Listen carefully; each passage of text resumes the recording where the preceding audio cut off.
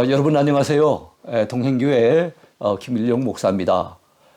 오늘 오랜만에 온라인 성경대학 강의를 위해서 여러분 앞에 섰습니다. 256강까지 일사천리로 쭉 강의를 해 나가다가 제가 여름 동안에 여러 가지 바쁜 일들이 있어서 잠깐 쉰다는 것이 방학이 길어지게 됐습니다. 자, 오늘부터 이제 257강을 시작하게 되겠는데요. 아무쪼록 여러분들 올 연말까지 진행되는 온라인 성경대학 관심 가져주시고 열심히 경청해 주시면 고맙겠습니다. 자, 오늘부터 한동안은 공동서신을 공부하게 됩니다. 이 공동서신은 바울서신하고 이거 비교가 되는데요. 바울서신 13권이 아닌 다른 서신을 묶어서 공동서신이라고 이렇게 이름을 붙입니다. 그래서 히브리서부터 시작해서 유다서까지 모두 공동서신은 8권이 있습니다. 자, 그 가운데 첫 번째 책이 히브리서거든요.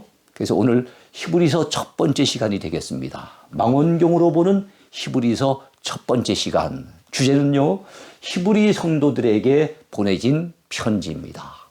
자, 히브리인 성도가 누구겠습니까? 아브라함의 후손들, 이스라엘 백성들, 요즘은 보통 유대인들이라고 일컬어지는 그 사람들이 바로 히브리인들입니다. 그러니까 이 히브리서 기자가 여기저기 흩어져 있는 유대인들, 이 히브리인들에게 보낸 그 편지가 바로 히브리서입니다. 자, 히브리서 들어가기입니다. 서론 부분을 함께 보겠습니다. 첫 번째, 명칭입니다. 왜 히브리서를 히브리서라고 얘기할까요? 히브리서의 헬라어 원전의 명칭은요, 히브리인들에게 이렇게 되어 있어요. 자, 여러 사본들이 비슷한 입장을 취하고 있습니다. 자, 바울서신 13권의 명칭은 어떻게 붙여졌죠? 수신자 중심으로 그 이름이 붙여집니다. 그래서 로마 교회 성도들에게 보냈다면 로마서, 또 빌립보 교회 성도들에게 보냈다면 빌립보서, 이렇게 수신자 중심으로 명칭이 붙여졌다면, 자, 공동서신 8권의 명칭은 주로 발신자 중심으로 붙여집니다. 예를 든다면은 야고보가 보냈으면 야고보서, 베드로가 보냈으면 베드로전서, 베드로후서, 요한이 보냈으면 요한일서, 요한이서, 요한삼서, 이런 식으로 이제 붙여졌는데, 예외적인 경우가 있다면 히브리서 같은 경우에는 누가 기록했는지 정확하게 저자를 알지 못합니다. 그래서 히브리인들에게라고 하는 수신자의 명칭이 붙여져 있습니다. 자, 두 번째, 저자와 수신자를 함께 살펴보겠습니다. 자, 신약 성경들 가운데 히브리서만큼 그 저자의 수가 많이 거론된 책이 없어요. 그만큼 이런 설도 있고 저런 설도 있고 많이 거론이 됐습니다.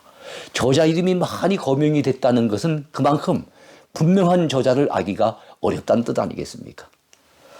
자, 바울 저작설도 있고요, 바나바 저작설도 있습니다. 아볼로 저작설, 누가 저작설, 아굴라, 브리스길라 부부의 저작설 등 다양한 주장이 제기되고 있습니다만 그 어느 것 하나도 객관적인 분명한 어떤 증거를 찾기가 어렵기 때문에, 그래서 우리는 히브리서 그 저자를 보통 저자미상으로, 그래서 저자미상의 성경으로 이렇게 취급을 합니다. 그래서 신약 성경 가운데 저자미상으로 남아있는 것은 어떻게 보면 유일하게 이 히브리서라 이렇게 볼 수가 있습니다. 다만 본서의 저자가 유대 전통에 대해서 그리고 구약 성경에 대해서 아주 깊은 이해를 가지고 해박한 지식을 가지고 있다는 것은 분명해요. 그래서 그 사람은 유대인 저자일 것이다. 이것은 틀림없는 사실입니다. 자, 그리고 사도 바울의 제자 디모데에 대해서도 잘 알고 있어요. 그래서 디모데와 더불어서 깊은 친분 관계가 있는 그런 인물일 것이다 라고 생각할 수가 있습니다. 자, 본서의 수신자는요, 한 개인이라고 보기는 어렵습니다. 히브리인들에게 복수형으로 쓰여진 것처럼 이곳저곳에 흩어져 있었던 로마 제국 하 이곳저곳에 흩어져 살던 여러 히브리 민족, 즉 유대인 성도들에게 바로 이 편지가 주어진 겁니다.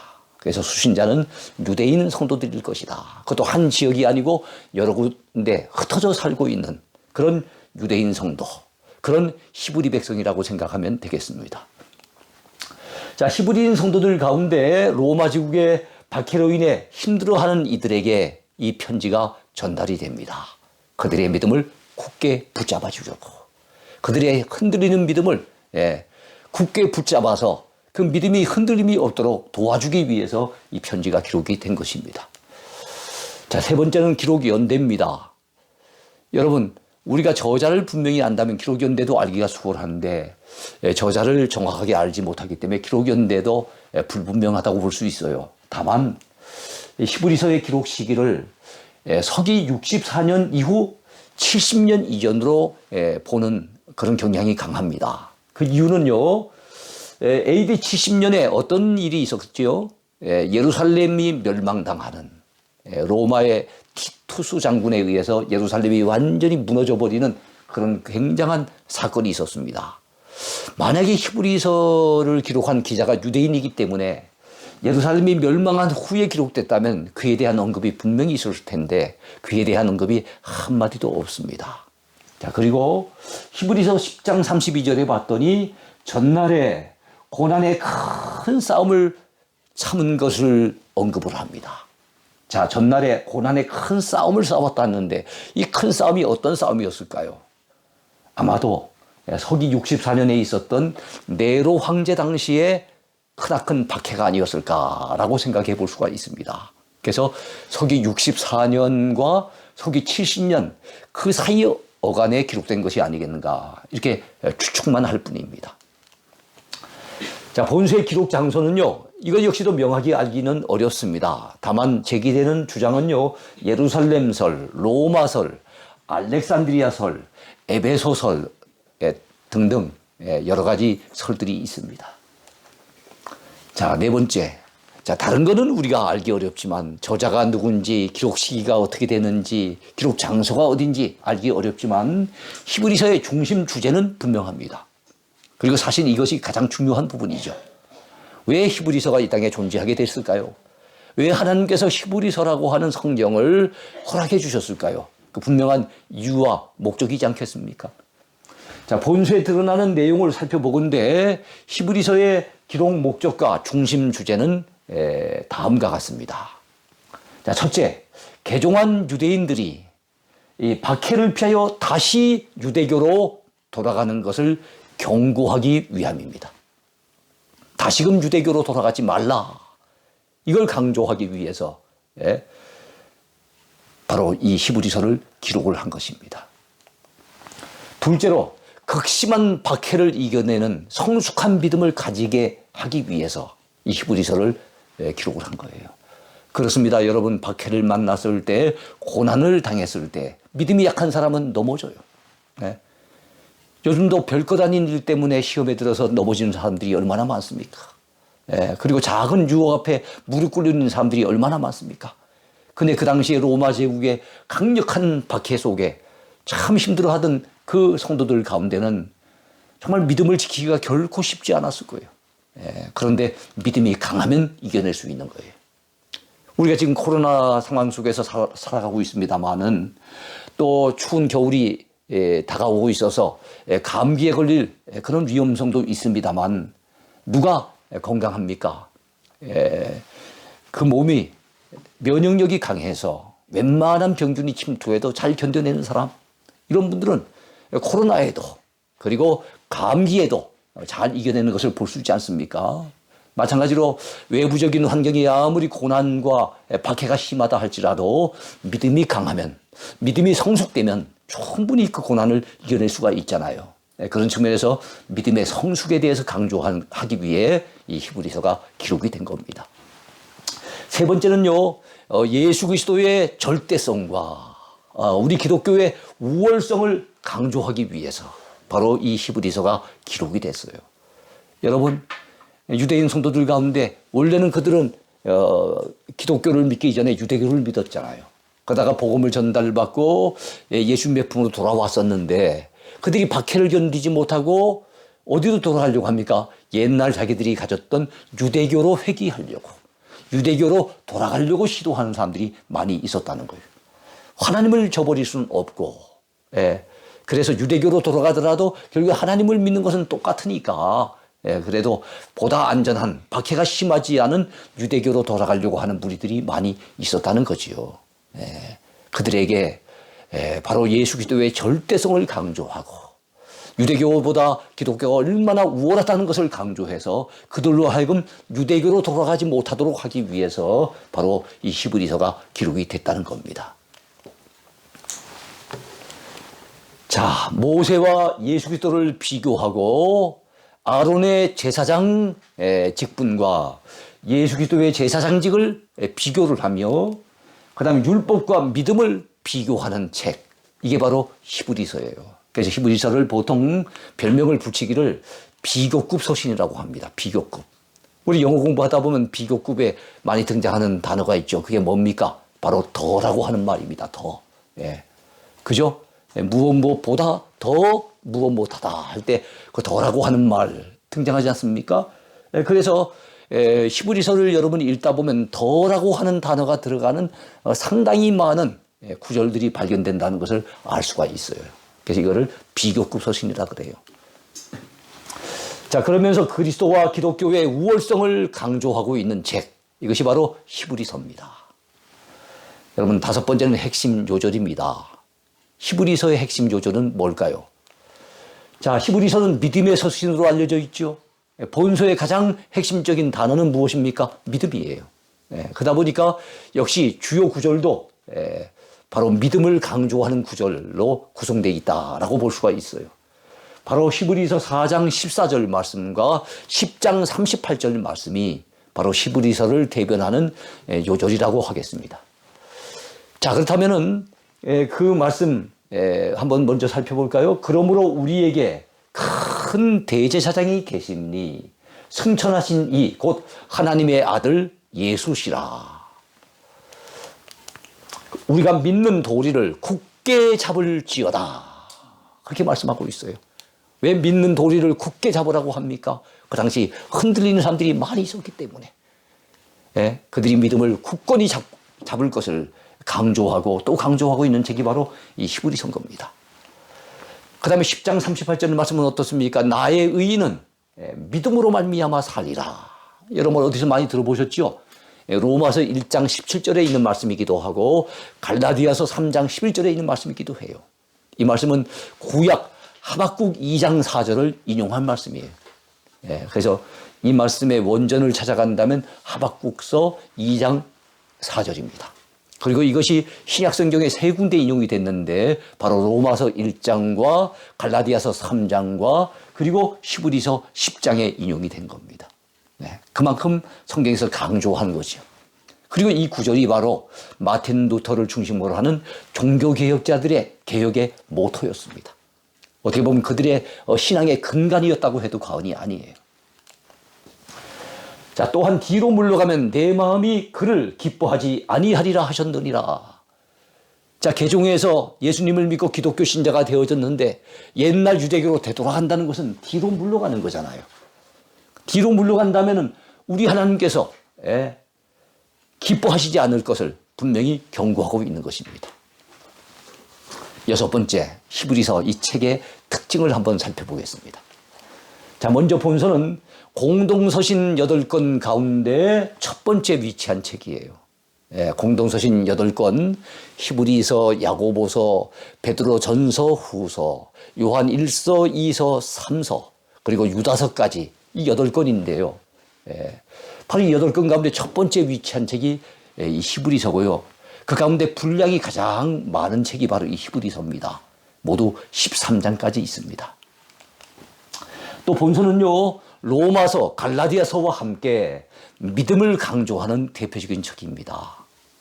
아까도 제가 로마서 1장 17절을 말씀을 드렸고 갈라디아서도 3장 11절을 말씀드렸고 그리고 히브리서 10장 38절 오직 의인은 믿음으로 말미암아 살리라 하는 말씀에 대해서 강조합니다만 신약성경 가운데 이 세 권의 책은 믿음을 대단히 강조하는 그런 대표적인 책이라고 알려져 있습니다. 자, 본서는 유대인 독자들을 또한 염두에 두고 기록한 대표적인 서신이기도 합니다.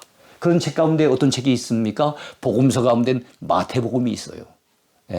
그래서 유대인 독자들을 생각해서 유대인 독자들 가운데 그 당시 기독교 신자가 아니라 할지라도 구약 성경에 대해서는 그들이 신뢰하고 있었기 때문에 마태는 복음서의 다른 기자들보다 훨씬 더 많이 무려 93회나 구약 성경을 인용을 하는 것을 볼 수 있어요.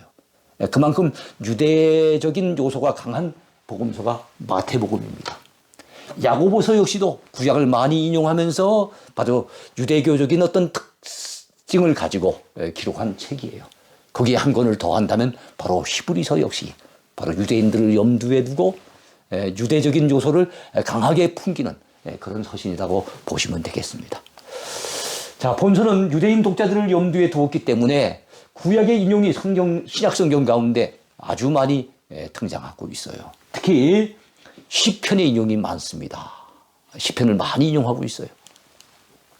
본서는 또한 공동서신 8권 가운데 고난과 박해에 대처하는 그것을 중심 주제로 다루고 있는 책입니다. 여러분, 공동서신 8권은 그 당시 초대교회가 직면한 두 가지 문제에 대한 대처 방법을 제시해주고 있습니다. 그 가운데 순서별로 따져봤을 때 제일 먼저 등장하는 히브리서와 그 다음에 두 번째 등장하는 야고보서, 세 번째 등장하는 베드로전서까지는 어떻게 하면 이 고난과 박해를 잘 이겨내고 견뎌낼 수 있겠는가? 그에 대한 메시지, 그와 관련된 경고의 메시지, 그와 관련된 위로의 메시지가 전달되는 것이 그 세 권의 책입니다. 또 초대교회에 또 다른 문제가 있었는데 그것은 바로 교회를 갖다 넘어뜨리려고 달려드는 이단의 문제였어요. 어떻게 하면 이단에 잘 대처할 수 있을까? 그 대처하는 방법을 기록한 책이 모두 5권입니다. 나머지 5권이 뭐죠? 베드로 후서, 그리고 요한일서, 요한이서, 요한삼서, 유다서까지. 이렇게 5권은 바로 이단에 대한 대처법을 제시해주고 있습니다. 그 다음에 히브리서는요, 이단의 문제가 아니라 바로 고난의 문제, 박해의 문제를 다루고 있다는 것을 여러분 기억했으면 좋겠습니다. 자, 나머지 5권은 바로 이단 문제라 그랬어요. 이미 말씀을 드린 바가 있습니다. 7번째, 별명입니다. 여러분, 히브리서는 어떤 별명을 가지고 있을까요? 히브리서는 믿음의 서신이라고 하는 별명을 가지고 있습니다. 믿음의 서신 또는 믿음의 책, 이런 별명을 가지고 있어요. 그 가운데 히브리서 11장을 보통 믿음장이라고 얘기를 합니다. 우리 사랑장 하면 고린도전서 13장인 것처럼, 부활장 하면은 고린도전서 15장인 것처럼, 믿음장 하면은 바로 히브리서 11장으로 널리 알려져 있지요. 자, 본서는 제사제도에 대한 언급이 많아서 신약의 레위기라고 하는 별명이 또한 붙습니다. 그래서 제사에 대한 언급, 제사장에 대한 언급이 신약 성경 가운데 비교가 안 될 만큼 가장 많이 언급되는 책이 바로 히브리서입니다. 그다음 구약에 가면 제사와 관련된 가장 두드러진 특징을 가진 책이 뭡니까? 레위기잖아요. 예? 그래서 바로 히브리서를 신약의 레위기 이렇게 언급하고 있다는 거죠. 자, 그리고 유대교와 기독교, 모세와 그리스도, 율법과 이 믿음을 비교하고 있기 때문에 아까 제가 말씀을 이미 드린 바 있는 것처럼 이 히브리서를 비고급 서신이라고 그렇게 평가를 합니다. 자, 8번째는 구조 분석입니다. 히브리서는 어떤 구조로 이루어져 있을까요? 먼저 구약의 인물들과 그리스도를 비교합니다. 자, 1장부터 7장까지의 그 내용이 나와 있는데요. 자, 첫 번째 등장하는 것은 1, 2장에서 언급이 되는 대상입니다. 그것은 어떤 존재입니까? 인물은 아니에요. 천사입니다. 그리스도는 천사보다 우월하신 바로 언약의 완성자가 되신다 하는 것을 강조합니다. 천사들 하면 우리 인간들보다는 더 우월한 존재라고 여겨지잖아요. 그런데 그 천사들도 감히 예수님에게는 비교할 수 없다는 거예요. 우리 하나님께서 천사들 가운데 그 어느 누구를 향해서 너는 내 아들이라 그렇게 지칭하신 바가 있습니까? 없어요. 천사들 가운데 천사장이라 할지라도 우리 하나님 앞에 내 아들이라는 칭호를 들은 적이 없습니다. 그런데 예수님은 바로 하나님의 아들, 이는 내 사랑하는 내 아들이요 라는 그런 칭호를 가지고 듣게 되신 분이 바로 예수님이시니까 천사보다도 뛰어나신 분, 천사보다도 우월하신 예수 그리스도를 강조하고 있습니다. 또한 여러분, 예수 그리스도는 모세보다 우월하신 분으로 언급이 되고 있습니다. 바로 3장에 나와요. 모세하면 구약에서 이스라엘 백성들을 출애굽하여 애굽 땅 종되었던 집에서 이끌어낸 위대한 지도자가 아닙니까? 그리고 하나님으로부터 율법을 갖다가 받아서 백성들에게 전달한 그런 사람 아닙니까? 그래서 구약을 대표하는 인물을 한 사람 꼽으라면 모세를 갖다 주저없이 꼽을 만큼 모세는 위대한 인물이고 중요한 인물입니다. 그러나 모세는 하나님의 집에서 종으로서 하나님의 뜻을 갖다 받들고 수종된 인물이에요. 그러나 하나님의 집에서 바로 아들로서 하나님 아버지의 뜻을 이루신 분이 누구십니까? 예수님이세요. 네. 모세는 아무리 위대해도 하나님 앞에 지음받은 피조물이요 하나님의 종일 뿐입니다. 그러나 우리 주님은 창조주가 되시고 하나님께는 아들이 되시는 분이기 때문에 모세와 예수님은 감히 비교할 수 없지요. 네. 모세를 어찌 예수님에게 갖다 댈 수가 있겠습니까? 그래서 모세보다 위대하시고 우월하신 예수 그리스도에 대해서 강조하는 것이 히브리서 3장에 나와 있습니다. 유대인들은 막 맹목적으로 모세를 갖다 존경하고 따르지 않습니까? 그러면서 그 모세를 갖다 존경한다는 그들이, 율법을 따른다는 그들이 예수님을 철저히 배격하고 예수님을 갖다가 비방하고 예수님을 대적하는 것을 우리는 성경을 통해서 보지 않습니까? 잘못된 모습이죠. 또한 여러분, 여호수아라고 하는 인물이 바로 모세 후계자가 되지 않았습니까? 그 여호수아는 이스라엘 백성들을 이끌고 가나안 땅을 정복했어요. 그리고 그 정복에서 그 가나안 땅을 분배해줘서 바로 이스라엘 백성들로 하여금 가나안 땅에서, 약속의 땅에서 살 수 있도록 그렇게 역할을 감당한 인물이 여호수아입니다. 그러나 여호수아가 나누어졌던 땅, 가나안 땅, 그 땅에는 진정한 안식이 있었던 곳은 아니었어요. 그들이 꿈꾸고 기대하고 선망했던 그런 가나안 땅이었지만, 하나님이 주심하고 약속하신 가나안 땅이었지만 그곳에도 기근이 들었고 그곳에도 전쟁이 있었고 그곳에서도 많은 고초를 겪어야 했던 것이 이스라엘 백성들이었어요. 그러니까 여호수아가 이 땅에서 완전한 안식을 주지 못한 겁니다. 그런데 하나님의 백성들인 우리에게 안식할 때가 남아있다고 성경을 말씀합니다. 그렇다면 진정한 안식은 어디에서 우리가 누릴 수 있습니까? 영적인 가나안이라고 일컬어지는 천국. 천국에서 우리는 영원한 안식을 취할 수가 있겠죠. 그렇다면 여호수아가 가나안 땅에 들어가서 이스라엘 백성들에게 그 땅을 갖다 기업으로 나누고 줬다면 천국을 우리에게 기업으로 주실 분은 누구십니까? 예수 그리스도잖아요. 예수를 통해서만 우리가 천국에 들어갈 수 있잖아요. 천국을 우리가 기업으로 물려받을 수 있잖아요. 그렇게 진정한 안식을 주신 분이 누구십니까? 예수 그리스도잖아요. 그래서 가나안 땅의 안식을 주었던 여호수아와 진정한 천국의 안식을 우리에게 주실 바로 예수 그리스도를 비교하면서 예수님의 그 뛰어난 우월성을 강조하는 내용이 4장에 나와요. 자, 그 다음에는 이번에는 멜기세덱의 반차를 좇는 아론보다 더 귀하신, 더 나은 대제사장 예수님에 대해서 5장부터 7장까지 언급하고 있습니다. 여러분, 여기 멜기세덱의 반차란 말이 나오는데요. 멜기세덱의 반차와 비교되는 말은 아론의 반차입니다. 아론의 반차. 이 반차 또는 반열 또는 계열 이렇게 보면 됩니다. 즉 이스라엘 백성들 가운데 제사장의 역할을 하는 사람은 누가 할 수 있습니까? 바로 아론의 후예들이 할 수 있는 거예요. 아론의 후손들, 아론의 계열, 아론의 반차를 따른 그 인물들이 하나님 앞에서 제사장의 역할을 감당한 거예요. 근데 여러분, 예수님은 이 땅에 오셔서 대제사장의 역할을 하셨잖아요. 예수님을 보통 그리스도라고 하지 않습니까? 이 그리스도를 그 헬라어라고 얘기하겠습니다만 그리스도에 대한 히브리어 표현이 뭡니까? 메시아잖아요. 그래서 메시아, 그리스도 이 말은 다 기름 부음을 받은 자란 뜻 아니겠습니까? 구약의 기름 부음을 받아 세워진 중요한 직분, 특별한 직분이 있는데 그게 세 가지 직분이 있었습니다. 어떤 직분입니까? 왕직, 제사장직, 그리고 선지자직입니다. 그 가운데 바로 이 아론과 관련된 직분은 무슨 직분이에요? 예? 바로 제사장직 아니겠습니까? 이 제사장직인데 바로 이 제사장 가운데 아론의 제사장, 아론의 반열을 따르는 제사장은 바로 아까도 말씀드렸던 것처럼 레위 지파, 아론의 후손들이었단 말이에요. 그런데 예수님께서는 이 땅에 오셔서 그리스도로 기름을 부음을 받으시고 만왕의 왕으로서 선지자 중에 선지자로서 그리고 우리의 죄의 문제를 해결해 주신 제사장으로서 그 사역을 감당하셨단 말입니다.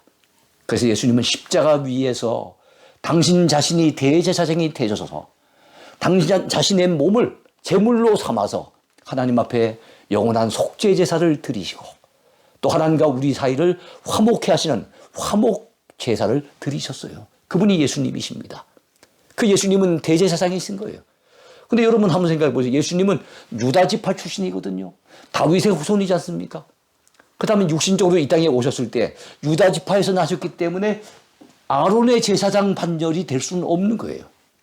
그런데 아론 이전에 하나님 앞에서 특별히 보내신 제사장이 있었으니 바로 아브라함에게 11조를 받고 아브라함을 축복해 주었던 하나님이 특별히 세우신 제사장이 있었는데 그 존재가 바로 멜기세덱입니다. 멜기세덱.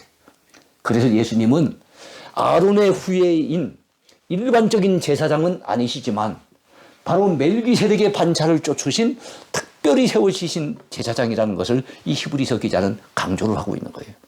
그래서 특별히 세워지신 대제사장이신 예수님은 바로 아론과는 비교가 안 될 만큼 그만큼 뛰어나신 제사장이라는 것을 강조하고 있습니다. 자, 그 다음에 8장부터 13장까지는요, 새 언약의 주체이신 그리스도께 대한 믿음을 강조하고 있습니다. 새 언약, 구약이 아닌 신약, 하나님께서 새롭게 주신 언약, 바로 예수 그리스도를 통한 바로 구원의 언약, 그 주체가 누구십니까? 예수 그리스도. 그렇다면 그분에 대한 우리는 뭘 가져야 됩니까? 믿음을 가져야 되는 거예요. 이걸 강조하는 내용이 8장부터 13장까지 나옵니다. 더 좋은 새 언약의 주체이신 그리스도 8장부터 9장까지입니다. 히브리서를 갖다가 비교급 서신이라고 그랬죠. 비교급에는 더라는 말이 많이 등장한다 그랬죠. 여기 보니까 더 좋은 새 언약의 주체이신 그리스도라고 그랬어요. 구약도 참 좋죠. 그러나 더 좋은 것은 신약입니다. 새 언약입니다. 네. 율법도 필요해서 하나님이 주신 것이죠. 그러나 그 율법은 우리의 죄를 깨닫게 할 뿐이지 율법을 지켜서 구원받을 인생은 없는 거예요. 율법보다 더 좋은 것은 복음입니다. 그리고 복음, 그 복음의 핵심은 예수 그리스도인 겁니다. 예. 자, 믿음으로 그리스도께 나아가자라고 10장에서 히브리서 기자는 강조합니다. 믿음으로 그리스도께 나아가자. 그러면서 구약의 인물들도 구약하면은 율법이라 생각하기 쉽지만 사실은 구약의 인물들도 대표적인 사람들 다 믿음의 사람이었다는 것을 11장에서 강조를 해요. 그래서 믿음의 신뢰가 된 구약의 인물들, 그들의 이름 앞에는 믿음으로라고 하는 수식어가 붙습니다. 믿음으로 아벨은, 믿음으로 노아는, 믿음으로 아브라함은, 믿음으로 에녹은, 이런 식으로 갖다가 믿음으로라는 말이 붙게 되어지는데, 자, 바로 그들은 믿음으로 살았던 신뢰가 되는 그런 인물들이었어요. 그래서 구약은 율법이다라고 무조건 얘기할 수 없다는 거예요. 그래서 기독교에서 강조하는 믿음에 대해서 얘기를 하면서 구약의 인물들도 사실 그들은 율법의 인물이 아니라 믿음의 인물이었다는 것을 강조하고 있는 겁니다. 그러면서 믿음의 주 대신 예수 그리스도, 예수를 바라보자. 그렇게 강조하는 게 12장부터 13장까지예요. 아까 믿음의 사람 16사람을 갖다 11장에서 소개를 하며 그들 모두는 믿음으로 살았던 사람이라고, 믿음의 대표적인 인물이라고 소개를 하지만 그들은 믿음의 주는 아니에요. 우리가 바라봐야 될, 우리가 의지해야 될 우리의 믿음의 주, 그분은 바로 예수 그리스도라는 거예요. 그 예수를 바라보자 라고 하는 강조점을 통해서 히브리서는 끝이 납니다. 그러니까 여러분 히브리서의 어떤 주된 내용을 아시겠죠? 히브리서는 바로 이런 과정들을 통해서 쭉 이렇게 전개가 된다는 것을 우리가 기억하시면서 우리가 히브리서를 통해서 받아 누릴 수 있는 은혜가 굉장히 많습니다. 특별히 히브리서는 고난에 대한 대처법을 가르치고 있습니다만 요즘 우리나라는 그리고 우리 한국교회는 여러 가지 어려움이 많아요. 참으로 우리가 느끼고 있지만은 3년 가까이 코로나로 인해서 어려움을 겪고 있고 또 북한에서는 끊임없이 미사일을 쏘아대며 전쟁의 분위기가 참 그런 위협이 이렇게 느껴지는 바로 그런 때입니다. 거기다가 경제적인 한파가 몰아닥쳤어요. 그리고 여러분이 아시는 것처럼 이태원에 크나큰 참사가 일어나서 오늘 제가 강의를 하고 있습니다만 참 요즘 이렇게 웃으면서 강의할 수 있는 이런 분위기가 못 되지요. 이런 어려운 시기에 우리가 살고 있고 그리고 끊임없이 이단들은 우리에게 도전해 오고 있습니다. 어제는 우리의 믿음을 지켜나가기가 결코 만만치 않은 이런 시대에 우리가 살고 있기 때문에 바로 믿음이 흔들리는 사람들을 향해서 그 믿음을 지킬 것을 그리고 그 믿음의 주 되시는 예수 그리스도를 바라볼 것을 강력하게 강조하는 이 히브리서는 오늘 우리가 귀담아 들어야 될 정말로 중요한 메시지가 아닌가 생각이 들어요. 아무쪼록 히브리서 내일도 모레도 계속될 터인데요. 여러분 계속 은혜 받으시기 바랍니다. 오늘도 주 안에서 행복하십시오. 감사합니다. 하나님의 꿈이 나의 비전이 되고 예수님의 성품